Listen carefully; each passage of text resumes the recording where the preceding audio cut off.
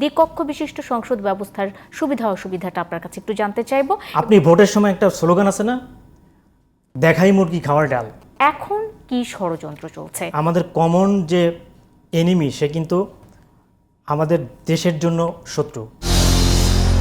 অন্তর্বর্তী সরকার স্বল্প সময়ে যে সিদ্ধান্তগুলো নিচ্ছে তা যৌক্তিক ও সময় উপযোগী বলে মন্তব্য করেছেন বিএনপি মহাসচিব মির্জা ফখরুল ইসলাম আলমগীর। তিনি বলছেন যে তত্ত্বাবধায়ক সরকার ব্যবস্থার স্থায়ী রূপ ও দ্বিকক্ষ বিশিষ্ট সংসদ ব্যবস্থার পক্ষে বিএনপি। এর আগেও আমরা দেখেছি জনাব তারেক রহমান সাহেব দ্বিকক্ষ বিশিষ্ট সংসদ ব্যবস্থার কথা বলছেন এবং নির্বাচন কমিশন সহ অন্যান্য প্রতিষ্ঠান সংস্কারের পক্ষেও রয়েছে দলটি। দ্বিকক্ষ বিশিষ্ট সংসদ ব্যবস্থার সুবিধা অসুবিধাটা আপনার কাছে একটু জানতে চাইবো। এবং সেই সাথে মির্জা ফখরুল ইসলাম আলমগীর আরও বলছেন যে আওয়ামী লীগ সরকারের পতন হলেও সন্তুষ্টির কোনো কারণ নেই, এখনও অনেক ষড়যন্ত্র হচ্ছে, দেশে বিদেশে ষড়যন্ত্রের অভাব নেই, তাই ঐক্যকে আরও সুদৃঢ় করতে হবে। এখন কি ষড়যন্ত্র চলছে? দুটি খুব আলাদা আলাদা প্রশ্ন আপনার কাছ থেকে জানতে চাই। 1971 সালের স্বাধীনতা যুদ্ধের পর আমরা কি একটি আদর্শ রাষ্ট্রের যে রূপ, সেই রূপটা কি আমরা পেয়েছি?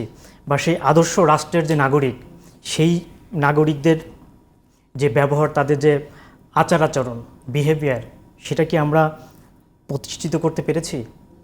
আমি যদি মনে করি এক বাক্যে সেটা করতে পারিনি, যে কারণে 2024 সালে এসে 1971 সালে রক্তের বিনিময়ে যে অর্জিত স্বাধীনতা, ঠিক দ্বিতীয় স্বাধীনতা কেন বলছি আমরা 2024 সালে?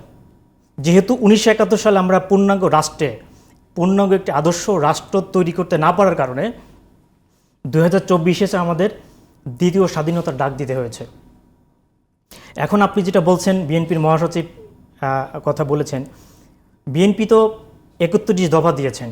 সেই 31 দফার মধ্যে তারা মোটামুটি করে বলেছেন, কিন্তু স্পষ্ট করে ডিটেলস কিছু বলেন নাই।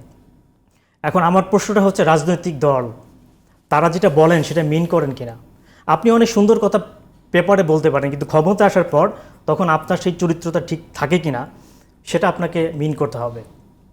আপনি জনগণের কাছে যে প্রতিজ্ঞা করছেন, সেই প্রতিজ্ঞাটা আসলে আপনি কতটুকু ক্ষমতা আসার পর পালন করবেন, সেটা বাংলাদেশের রাজনৈতিক দলের গত 53 বছরের যদি ইতিহাস আপনি দেখেন, সেটা কিন্তু খুব সুখকর না।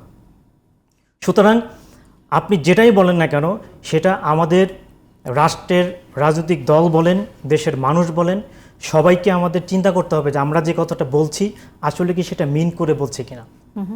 কারণ হচ্ছে, একজন মানুষের যখন ক্ষমতা থাকে তখন দেখবেন তার আশেপাশে অনেক ধরনের মানুষ সেখানে ঢুকে যায় এবং তার মূল্যায়নটা হয় এমন অবস্থা যে তাকে এত বেশি আমরা গুরুত্ব দিয়ে ফেলি যে তার পাশে অন্য একজন যে আরও গুরুত্বপূর্ণ ব্যক্তি থাকতে পারেন সেটা কিন্তু আমরা ভুলে যাই। আমাদের দেশের জনগণটা হচ্ছে সেরকম। আপনি ভোটের সময় একটা স্লোগান আছে না, দেখাই মুরগি খাওয়ার ডাল, একটা স্লোগান আমরা শুনি ছোটোকালে, এবং বলে না, চান্দু তোমার দোহাই জানি, ভোটের সময় খবর পাই, ভোটের পরে খবর নেই। তো বাংলাদেশের পলিটিক্যাল দলগুলো এত বছর, এত দিন ধরে জনগণের সাথে এই প্রতারণাটা করেছে, এটাকে আপনাকে বাস্তবতা মানতে হবে। এবং সেই অপরাধের জন্য বাংলাদেশের রাজনৈতিক দলগুলো কি কোনো অনুশোচনা বোধ করেছে? আপনি জানেন সেটা? করেনি। এখন আপনি যদি ক্ষমতায় যাওয়ার জন্য দেখবেন বিভিন্ন রাজনৈতিক দলের নেতারা অনেক চমৎকার কথা বলছে। কেউ বলছে ক্ষমা করে দিলাম। কি ক্ষমা করে দিল? যাদেরকে মেরেছে আপনি বলছেন এই শহীদের রক্তের সাথে এই কথাটা কি আপনার যায়? তাহলে আপনি সংস্কার বলতে বলছেন কেন, যে আগের যারা ছিল ফ্যাসিস্টদের সবাইকে বিতাড়িত করতে হবে? তাহলে একটা রাজনৈতিক দলের শীর্ষ নেতা, সেই তো সপ্তাহের মধ্যেই তার কথাটাকে সে চেঞ্জ করে ফেলছে। সুতরাং আপনি ক্ষমতায় যাওয়ার আগেই যখন কথা চেঞ্জ করে ফেলছেন, ক্ষমতায় যাওয়ার পরে সেই কথাই যে আপনি থাকবেন, সেটার কি গ্যারান্টি আপনি দিতে পারবেন সেটা দিতে? এবং এই সরকারের কাছে আমার আরেকটি অনুরোধ থাকবে, সেটা হচ্ছে যে পলিটিক্যাল পার্টিজ অ্যাক্ট, রাজনৈতিক দলগুলোর যে তাদের যে কীভাবে চলবে, এটা অবশ্যই তাদের নিজস্ব ব্যাপার, কিন্তু কিছু আইন কানুনের মধ্যে তাদেরকে বেঁধে ফেলতে হবে। তা না হলে কিছু কিছু রাজনৈতিক দল আছে, তারা অনেক সুন্দর কথা বলবে এবং ক্ষমতা যাওয়ার পর দেখবেন যে ওই সুন্দর কথাগুলো শেষ। এ দফায় কিন্তু অনেক নিয়ন্ত্রিত রাজনীতি করছে, এটা কি আপনার চোখে পড়েছে? কোনটা? এ দফায় এই 2024-এর এই জুলাই অভ্যুত্থানের পর। এখন শোনেন, আমাকে যখন একজন ছিনতাইকারী ধরে, আমি কিন্তু কয়েকবার পড়েছি, আমাকে কিডন্যাপও করা হয়েছে, তখন আমি কিন্তু অভিনয় করি। যে বেঁচে আমি কিভাবে এখান থেকে যাব, পার্টটা কিভাবে পাবো। পাওয়ার পরে কিন্তু আমি থানাতে গিয়ে মামলা করি, কিন্তু আমি কিন্তু যখন ওরা থাকে তখন বলি যে আমি কিছুই করবো না, আমাকে ছেড়ে দাও, যা চাও তাই নাও, রাইট? তো আপনি যদি সেই চরিত্রে যদি অভিনয় করেন, সেটা তো আসলে জনগণের কাছে গ্রহণযোগ্য না। কারণ হচ্ছে যে ঘর পোড়া গরু সিঁদুরে মেঘ দেখলে ডরায়। আমাদের 53 বছর পর এতগুলো ছাত্র জনতা, শ্রমিক, সমস্ত শ্রেণীর মানুষের রক্তে রঞ্জিত বাংলা, তাহলে 1971 সালের পরে কেন আবার 24 সালে আমাদের স্বাধীনতার ডাক দিতে হবে? এইভাবে যদি চলতে থাকে তাহলে 10-15 বছর পর দেখবেন যে আর একটা স্বাধীনতার ডাক দিতে হতে পারে। এটা কতদিন চলবে? সেক্ষেত্রে রাজনৈতিক সংস্কার প্রয়োজন ডেফিনেটলি, এবং সেই রাজনৈতিক সংস্কারটা হতে হবে রাজনৈতিক দলের মধ্যে থেকে, এবং বর্তমান সরকারের সাথে আলাপ আলোচনা করে সেটাকে আমাদের সুন্দরভাবে সংস্কার করে আগামী দিনের সমৃদ্ধ বাংলাদেশ গড়তে হবে। সেক্ষেত্রে সবগুলো রাজনৈতিক দলই তো নিজেদেরকে প্রতিহিংসার বাইরে Definitely. আসতে বলছে। প্রতিহিংসার বাইরে যখন আসতে বলছে তখন জামাতের ক্ষেত্রে একভাবে বিশ্লেষণ করছেন আপনারা, বিএনপির ক্ষেত্রে এক ধরনের বিশ্লেষণ দিচ্ছেন আপনারা, জাতীয় পার্টির ক্ষেত্রে এক ধরনের বিশ্লেষণ কেন? সেটার কারণটা হচ্ছে, আপনি একটা জিনিস আপনাকে মাথায় রাখতে হবে, আমাদের কমন যে এনিমি সে কিন্তু আমাদের দেশের জন্য শত্রু, এবং সেটা যদি আমি বলি সেটা হচ্ছে ইন্ডিয়া এবং র।